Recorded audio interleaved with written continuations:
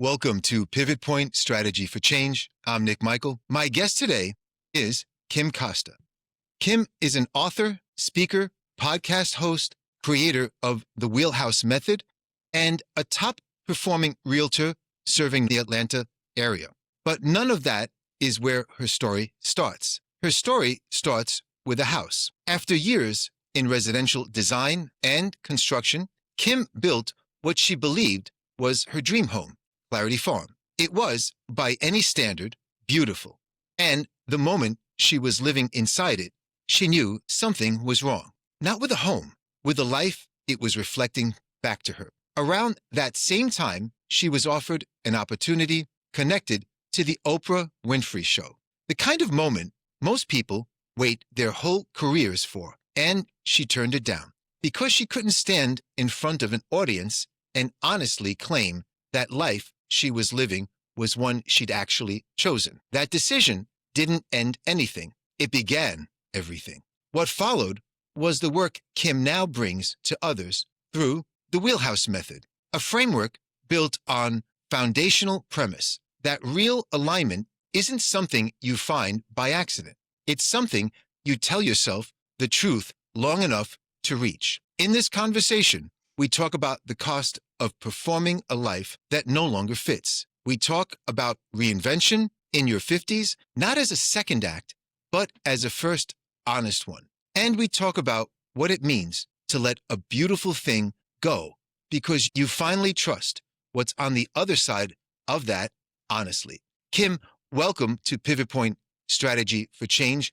Very excited to have you here. I'm excited to be here, Nick. Thank you for having me. I really wanted to begin with, how did the idea for Live in Your Wheelhouse first emerge for you personally? Was there a specific moment in your own life where you realized something needed to change? And keeping in line with how I like to view or begin things here on Pivot Point, was it an emotional or cognitive awareness before the actual change? You know, I would say it was a cognitive, at least the final point, the straw that broke the camel's back was cognitive, because I took a personality test and was also working with a coach that had me filling out the wheel of life, which are 8 areas of your life, and you rate them from 1 to 10 as to how they're going.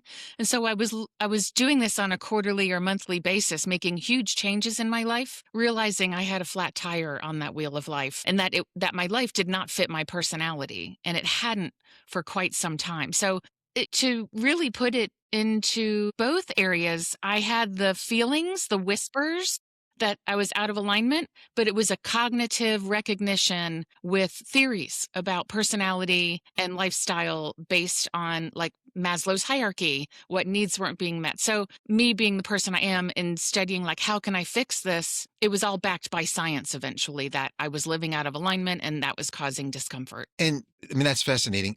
How were you able to connect all of this together with Maslow's hierarchy and how did that come about? Yeah, well, the first thing I connected was like my personal foundation with the Wheel of Life. I was flying home from Spain on a creative writing trip, And as I was landing in Paris, France, I had drawn this wheel on my notebook, and it was a writing retreat with people of my same personality. So I was an accountant before that, not my thing. So I was changing everything. And so as I landed in Paris, this lady next to me looked over. She said, "What is that?"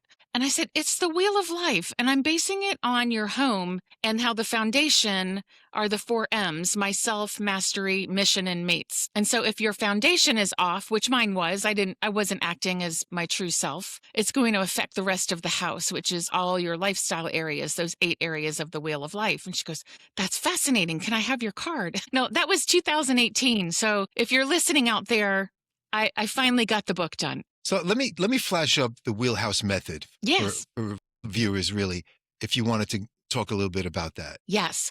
Okay, so the wheelhouse assessment is in the shape of a house. And so the bottom are the 4 M's. And that's the foundation that is, if there's a crack in the basement, like I said, there's going to be cracks. And I see it physically in a home. There are cracks in the middle of the home. And so myself is, who are you? What's your personality? What do you enjoy doing? And how do you like to live? And then mastery is, what of your gifts that you have been given do you actually have you focused on? Are you focusing on the right things? I was focusing on accounting. Really, I'm a people person. And then it's to mission. What are you doing with those gifts? And then mates are, who do you surround yourself? Your partner, your best friends, even your family. Who do you let in your home? Do they support you or do they sabotage you? And then from there, it goes up into the middle living areas of the house framework, where you have the 8 areas of the wheel of life. They're finance, health, environment, career, romance, fun and leisure, spirituality, and family and friends. And so those are the 8 areas that you need to be living in alignment with. If you're scoring a 2 in career and a 1 in finance based on your home, like you can't afford the home, or you just got a promotion and you're making a lot more money, you can afford a bigger house, and your new job is in Spokane and you live in New York. Oh, wow. That's not going to work. So you have a flat tire. I love that term, flat tire. I think it's a great. What for you? What specifically didn't feel aligned, even though everything looks successful from the outside? Yeah. Well, going back to Clarity Farm, that beautiful house I built with my former spouse in Milton, Georgia, which is a big horse farm country, and that's what everybody did. I'm a golfer. I like my feet on the ground. I don't like to scuba dive. Nothing my brother does. Good for him. They love it. Beautiful photos coming back from that. That's not for me. I like my feet on the ground. So I was horseback riding. I'm an extrovert and I was living remotely out in the country. I was performing the controller task in our residential construction business. I am a right-brained person. I do not normally operate mostly out of my left side of my brain. So I'm a logical person, but I'm also a very creative person. That felt like it was missing in my life. You So, sound more balanced, though. I don't mean to well, I say that, am. Yeah. because the accounting is more left, and then the It creativity, everything else you're doing is just speaks in loud totally. and clear of right brain. But doing accounting for 27 years, I Yeah. developed that side of my brain Yes. Yeah. and I had to use it. And I wondered why I had a headache because I'm not normally made that way. So that's what felt out of alignment, and so much so I was doing the wrong hobbies and I fell off the horse and broke my back. And so while I was home, I started writing again. It forced me to pause. It forced me to reckon with myself and the lifestyle I was living. That is the pivot point right there. Is I was lucky to be walking by all accounts, and I had what I felt was a second lease on life and having a full mobility for the rest of my life. And my doctor said, "I don't know why you're going to walk again. You must have an angel on your shoulder." And so that put out a light bulb. That was my pivot point. What am I going to do with this blessing? And so the wheels started turning, and like eight moves, a divorce, a career change, an empty nest later, I finally made the changes. I want to compliment your persistence and your grit Yeah. for not giving up and for searching and allowing, because I could imagine that creative part of you was really searching Yes. and then taking it to the next level. What were you actually telling yourself to maintain that narrative when it was happening? That keep going, one step in front of the other. Um, have know what your end goal is going to be.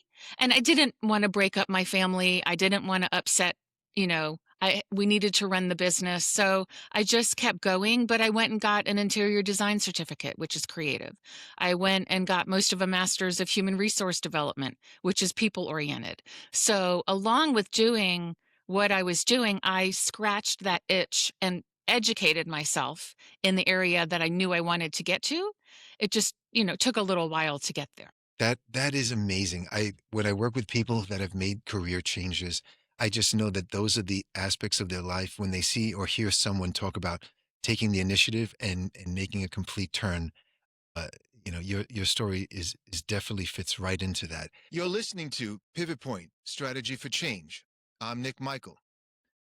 If today's conversation resonated with you, please take a moment to subscribe to the podcast and leave a review. It truly helps others find the show and supports the work we're doing here. So, what belief about success had to break for you to move forward? That I don't have to continue doing what I've done. And that even Yes. though I co-ran a successful business and that was lucrative, that did not. So I started to go get my master's in accounting Mm. because that's what I've been doing and that's how I need to make a living and all the things. Like I've done this for 27 years. How can I pivot now? But I started to get that master's, had a massive headache, and I just said, I can't do this anymore. And so then I said, I'm going to become a realtor. And that the pivot point there was that farm, Clarity Farm, that I built from scratch with my former spouse. Somebody bought it for quite a sum of money and tore it down right at. And I was like, oh my gosh, my like people loved that home. It was beautiful. I had such memories there. And so when they tore it down, I was like, I'm going to become a realtor. I'm going to help people create homes again because now my masterpiece is gone and it's a sign. Like I need to start listening and paying attention to these whispers and signs because I just believe that there's a higher power that shows you the way. Of course, yeah. And I was not. I was doing my will. Have you ever faced a moment that changed everything? A loss, a new path, or an awakening that forced you to rewrite your life? Pivot Point is a podcast that explores those stories. I'm Nick Michael. We'll dive into how pain can spark growth and how crisis leads to clarity. Subscribe to Pivot Point today.